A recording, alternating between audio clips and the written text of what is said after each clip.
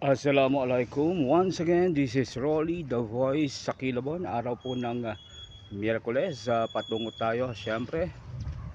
Kaya nga, ayun, yung Papa blood pressure, no? Health is wealth. Okay, may nagtanong sa akin kung ano daw masabi ko sa sobrang init ng panahon ngayon. I'm sorry, hindi ko po naramdaman yung sobrang init ng panahon. Ang lahat po ay tama lang. Okay, sabi natin na uminit ng kaunti pero it's enough. Alam niyo kung bakit? Yan po ay pamamaraan ni Allah. Tinuturuan niya tayong mag-appreciate ng mga bagay-bagay sa ating paligid. Okay? Binibigyan niya yung init ng panahon para tumubo mga halaman, matayo ang ating kapaligiran, etc. etc. Lahat po ay tama lang. Thank you so much. Once again, Rolly the Voice sa Kilabon. Ciao.